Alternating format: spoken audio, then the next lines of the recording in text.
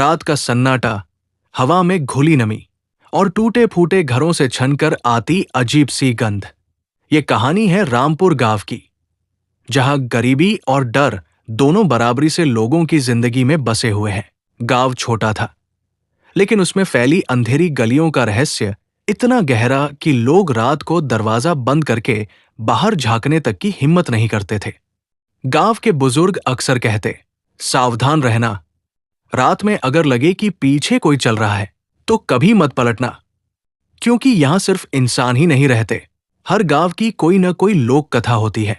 रामपुर की भी थी। लोग कहते थे कि पुराने पीपल के पेड़ के पास जो टूटी हुई हवेली खड़ी है, वहां से अक्सर रात को किसी के कदमों की आहट सुनाई देती है। कोई मानता कि ये बस वहम है, तो कोई कहता कि वहां पीछे कोई है जो इंसान के साथ चलता है लेकिन दिखता कभी नहीं। गांव के लोग इतने गरीब थे कि दिन भर खेतों में काम करके बस पेट भरने जितना अनाज जुटा पाते। लेकिन डर का आलम यह था कि अगर सूरज ढल जाए तो कोई भी इंसान अकेले रास्ते पर चलने की हिम्मत नहीं करता। इस कहानी के मुख्य पात्र: 1. सतीश, 22 साल का लड़का, गांव का गरीब लेकिन हिम्मती लड़का, मजदूरी करता है, बचपन से ही डर की कहानियां सुनता आया है लेकिन मानता नहीं। 2. मीरा, 19 साल की लड़की, सतीश की बचपन की दोस्त, अनाथ है, गांव के किनारे झोपड़ी में रहती है, रहस्यमयी, कभी कभी अचानक गायब हो जाती है। 3. रघुनाथ, 60 साल का बूढ़ा, गांव का सबसे पुराना आदमी, हमेशा कहानियां सुनाता है कि रात को पीछे मत देखना। लोग इसे पागल समझते हैं, लेकिन इसकी बातों में अजीब सा सच छिपा रहता है।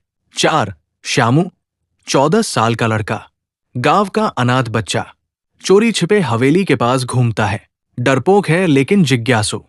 5. कमला, 45 साल की औरत, गांव की औरत, जिसकी बेटी सालों पहले अचानक गुम हो गई थी। आज तक मानती है कि उसकी बेटी को पीछे वाला साया ले गया। एक ठंडी रात थी, आसमान पर बादल थे और बीच बीच में चमकती बिजली पूरे गांव को सफेद रोशनी में डुबो देती। सतीश अपने छोटे से घर में लेटा हुआ था, लेकिन नींद नहीं आ रही थी। अचानक उसे बाहर से किसी के कदमों की आवाज सुनाई दी। टक टक टक। वो चौंक कर उठा, दरवाजे की दरार से झांका, लेकिन वहां कोई नहीं था, बस टूटी फूटी गली और हवा में झूमता पुराना लालटेन। सतीश ने सोचा शायद कोई मजदूर देर से लौट रहा होगा, लेकिन जैसे ही उसने करवट ली, उसे लगा जैसे कोई उसके कमरे की खिड़की से झांक रहा हो। उसका दिल जोर जोर से धड़कने लगा। वो खिड़की की तरफ बढ़ा, मगर जैसे ही उसने पर्दा हटाया, वहां कुछ नहीं था। लेकिन फिर पीछे से आवाज आई, धीमी, भारी और ठंडी, मैंने कहा ना, पीछे मत देखो। सतीश जम गया, उसकी सांसें अटक गई। सतीश खिड़की के पास खड़ा कांप रहा था। उस आवाज के बाद उसका पूरा शरीर बर्फ सा ठंडा हो गया था। उसने साहस जुटाकर पीछे पलटकर देखा, मगर वहां सिर्फ उसका अपना छोटा सा कमरा था, कोई नहीं। वो समझ नहीं पा रहा था कि उसने सच में कोई आवाज सुनी या फिर ये उसका वहम था। लेकिन तभी दरवाजे पर धीरे धीरे खटखटाने की आवाज आई। ठक ठक ठक। उसने साहस करके दरवाजा खोला। बाहर अंधेरा और सन्नाटा था, सिर्फ टूटी दीवारों पर छायाएं नाच रही थी। अगले दिन सुबह गांव के चौपाल पर भीड़ लगी हुई थी। कमला अपने फटे आंचल को मुंह पर दबाए रो रही थी। उसकी आवाज कांप रही थी। कल रात फिर से किसी ने मेरी झोपड़ी के दरवाजे पर खटखटाया। मैंने सुना, मेरी गुजरी हुई बेटी की आवाज थी, कह रही थी, मां, दरवाजा खोलो। लेकिन जब मैंने हिम्मत करके खोला, वहां कोई नहीं था। भीड़ में खुसफुसाहट फैल गई। रघुनाथ, वो बूढ़ा, अपनी लकड़ी की लाठी टेकते हुए बोला, कितनी बार कहा है तुम सबको, यहां पीछे वाला साया है, अगर वो आवाज दे तो दरवाजा कभी मत खोलना। वो इंसान नहीं है। गांव वाले हंस पड़े। किसी ने कहा, यह बूढ़ा पागल हो गया है, लेकिन सतीश चुप था, क्योंकि उसने भी पिछली रात वही सब महसूस किया था। उस शाम सतीश खेतों की तरफ गया। वहां मीरा काम कर रही थी। मीरा, सतीश बोला, तुम्हें कभी लगा कि कोई तुम्हारे पीछे चलता है? मीरा अचानक चुप हो गई। उसकी आंखों में एक गहरी परछाई उतर आई। हां, उसने धीरे से कहा, हर रात जब मैं अपनी झोपड़ी की तरफ लौटती हूं, मुझे हमेशा कदमों की आहट सुनाई देती है। मैं पलटकर कभी नहीं देखती, क्योंकि मेरी मां ने मरने से पहले कहा था, पीछे मत देखना, वरना वो तुम्हें अपने साथ ले जाएगा। सतीश हैरान रह गया। तो फिर तुम डरती नहीं? मीरा ने बस इतना कहा, डर तो हर रात लगता है, लेकिन डरते डरते जीने की आदत पड़ गई है। रात को गांव का छोटा बच्चा शामू खेलते खेलते हवेली के पास चला गया। वो गांव में एकमात्र बच्चा था जिसे अजीब सी जिज्ञासा थी। हवेली टूटी हुई थी, खिड़कियों से झाड़ियां झांक रही थी और अंदर से सीलन की गंध आ रही थी। श्यामू ने सोचा, सब कहते हैं कि यहां भूत है, लेकिन सच में अगर कुछ हुआ ही नहीं तो? वो दीवार फाद कर अंदर चला गया। जैसे ही उसने टॉर्च जलाकर हवेली का दरवाजा खोला, अंदर से ठंडी हवा का तेज झोंका निकला। दीवारों पर पुराने लाल निशान थे, जैसे किसी ने खून से लिखे हों। वो धीरे धीरे सीढ़ियां चढ़ने लगा। ऊपर पहुंचते ही अचानक उसे ऐसा लगा जैसे कोई उसके पीछे चल रहा हो। उसने हिम्मत करके टॉर्च पीछे घुमाई। वहां कोई नहीं था, लेकिन जैसे ही वो पलटा, उसके सामने एक काली परछाई खड़ी थी। लंबी, दुबली, चेहरा बिल्कुल सफेद और आंखें गहरे गड्ढों जैसी। परछाई ने बिना होंठ हिलाए फुसफुसाया, मैंने कहा था, पीछे मत देखो। श्यामू चीखने ही वाला था कि किसी ने उसका मुंह दबा दिया और अगले ही पल उसकी टॉर्च जमीन पर गिर गई। सुबह होने तक श्यामू गांव में कहीं नहीं मिला। उसकी मां रो रो कर बेहाल थी। गांव के लोग ढूंढने गए, लेकिन हवेली के अंदर सिर्फ उसकी टूटी टॉर्च पड़ी थी और दीवार पर ताजा लिखा हुआ था, पीछे कोई है। श्यामू के गायब होने के बाद गांव पर खामोशी छा गई थी। लोग अपने अपने दरवाजे और खिड़कियां सूर्यास्त से पहले ही बंद कर लेते। अब कोई भी रात को बाहर निकलने की हिम्मत नहीं करता था। लेकिन सतीश का मन मानने को तैयार नहीं था। वो सोचता, श्यामू कहा जा सकता है, वो बच्चा अकेले कहीं भाग नहीं सकता। हवेली में जरूर कुछ है। सतीश ने उस रात रघुनाथ से मिलने का निश्चय किया। बूढ़ा अपनी झोपड़ी के बाहर दीपक जलाकर बैठा था। उसकी झुर्रियों से भरे चेहरे पर अजीब सी गंभीरता थी। सतीश ने सीधे पूछा, रघुनाथ काका, ये पीछे वाला साया आखिर है क्या? सच बताइए, श्यामू कहा गया। रघुनाथ की आंखें लाल हो उठीं। वो बोला, बेटा, कई साल पहले इसी हवेली में एक अमीर साहूकार रहता था। उसकी हवस और लालच ने पूरे गांव का खून चूस लिया था। औरतों को प्रताड़ित करता था, गरीबों को तड़पाता था। एक रात गांव वालों ने मिलकर उस हवेली को आग के हवाले कर दिया। लेकिन सतीश ध्यान से सुन रहा था। लेकिन साहूकार की आत्मा नहीं जली। वो चीखता रहा और मरते वक्त उसने श्राप दिया, अब जो भी मेरी हवेली के पीछे नजर डालेगा, उसकी आत्मा भी मेरे साथ कैद हो जाएगी। तब से यहां परछाई घूमती है, कोई देख ले तो उसका नामो निशान मिट जाता है। सतीश के रोंगटे खड़े हो गए। तो क्या श्यामू भी? रघुनाथ ने सिर झुका लिया। हां, अब वो कभी वापस नहीं आएगा। अगली सुबह मीरा गांव से अचानक गायब हो गई। उसकी झोपड़ी खाली थी। लोग कहने लगे कि शायद परछाई उसे भी ले गई। लेकिन सतीश को शक हुआ। उसे मीरा की बात याद आई, मैं हर रात कदमों की आहट सुनती हूं। उसने तय किया कि वो मीरा को ढूंढेगा। रात होते ही वो लालटेन लेकर हवेली की तरफ बढ़ा। हवेली के टूटे दरवाजे से अंदर घुसते ही सतीश की सांसें भारी होने लगी। अंदर से धुआंसा निकल रहा था। दीवारों पर पुराने हाथों के निशान थे और फर्श पर सूखी जंजीरें पड़ी थी। अचानक उसने ऊपर से किसी के रोने की आवाज सुनी। वो धीमे धीमे सीढ़ियां चढ़ा। ऊपर पहुंचकर उसने देखा, मीरा फर्श पर बैठी थी।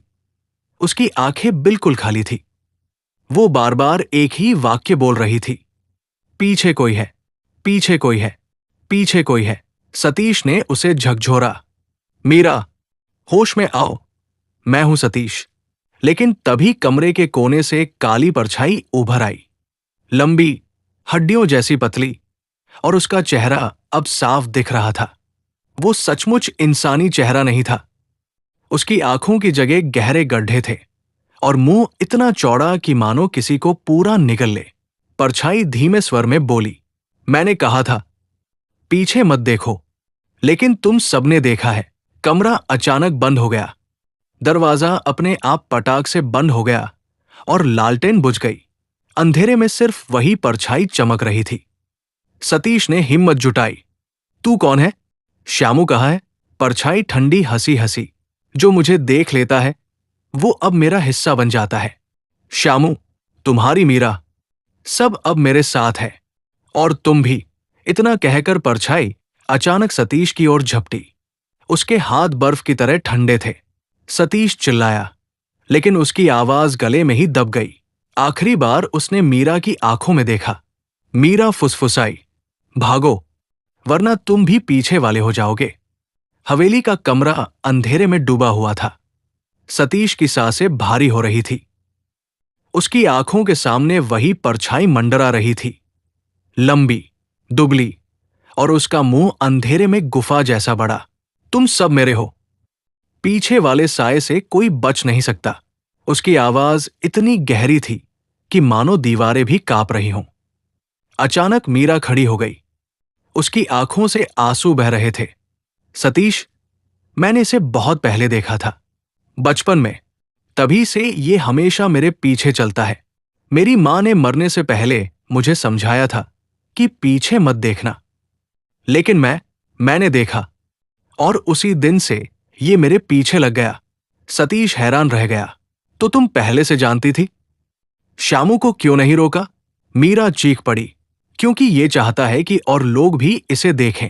हर वो इंसान जो पीछे मुड़ता है, ये उसे अपने साथ ले जाता है। परछाई ठंडी हंसी हंसी। सही कह रही है, अब तुम्हारी बारी है, सतीश ने कांपते हुए कहा। तू आखिर है कौन? परछाई अचानक दीवार से टकराई और वहां खून जैसा धब्बा फैल गया। धीरे धीरे उस धब्बे से एक चेहरा उभरा, साहूकार का। मैं हूं, इस हवेली का मालिक, जिसने इस गांव के गरीबों को रुलाया और जिसने मरते वक्त कसम खाई थी कि अकेला नहीं मरूंगा। जिसने भी मेरी तरफ देखा वो अब मेरी आत्मा का हिस्सा है। श्यामू, मीरा, और अब तुम। उसका मुंह और चौड़ा हो गया। अंदर से चीखों की गूंज सुनाई दे रही थी, जैसे सैकड़ों आत्माएं मदद के लिए पुकार रही हों।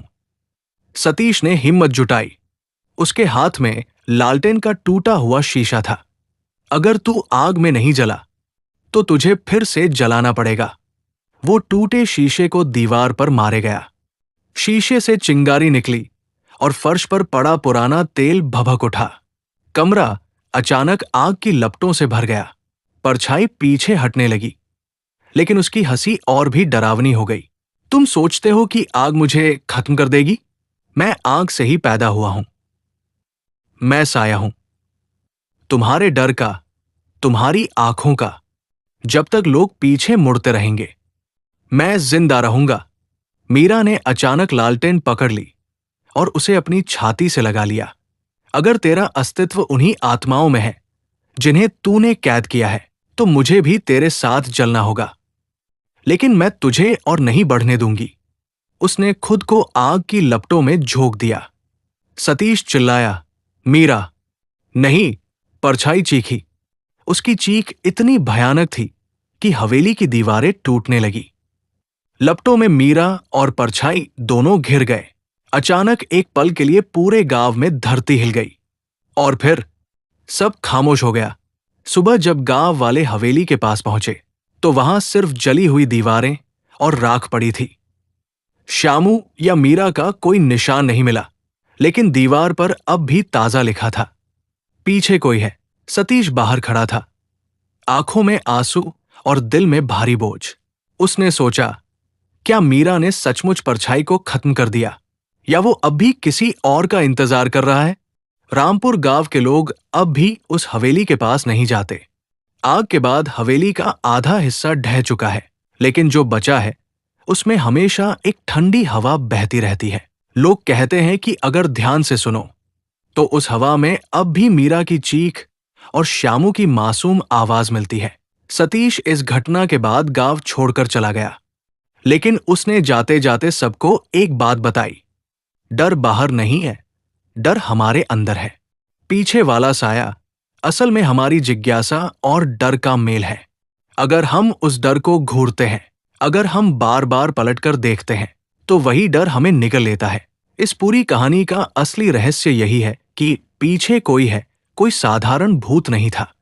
वो गांव के लालच, भय और जिज्ञासा का मिलाजुला रूप था, जिसने गरीबों को सताया। साहूकार, उसकी आत्मा लोगों के डर में बस गई। जिसने पीछे देखा, मीरा, श्यामू, वो उस डर का हिस्सा बन गए। और जिसने सामने डटकर मुकाबला किया, सतीश, वो बच निकला, लेकिन अंदर से हमेशा के लिए टूटा हुआ। आज की सीख, गरीबी और डर साथ हो तो इंसान की आत्मा कमजोर हो जाती है। डर को जितना देखो उतना वो बढ़ता है। कभी कभी हिम्मत का मतलब भागना नहीं, बल्कि सामने खड़े रहकर सच्चाई को पहचानना होता है। गांव के लोग आज भी बच्चों को चेतावनी देते हैं, अगर रात को लगे कि कोई तुम्हारे पीछे चल रहा है तो मत पलटना, क्योंकि डर वही रहता है जहां तुम उसे देखने की कोशिश करते हो। और हवेली की टूटी दीवार पर अब भी धुंधले अक्षरों में लिखा है, पीछे कोई है। अगर आपको ये डरावनी कहानी पसंद आई हो तो वीडियो को लाइक करें, और ऐसी ही रहस्यमयी कहानियां सुनने के लिए रात के राज चैनल को सब्सक्राइब करना मत भूलिए। मिलते हैं अगली डरावनी कहानी में। तब तक के लिए रात का राज आपके साथ है। रात के राज चैनल को सब्सक्राइब करें। अगर आपको डरावनी कहानियां, रहस्यमयी किस्से और हॉरर स्टोरी सुनना अच्छा लगता है तो अभी चैनल को सब्सक्राइब कीजिए, ताकि हर रात का राज आप तक सबसे पहले पहुंचे। घंटी का बटन दबाना मत भूलिए, ताकि कोई भी नई कहानी मिस न हो।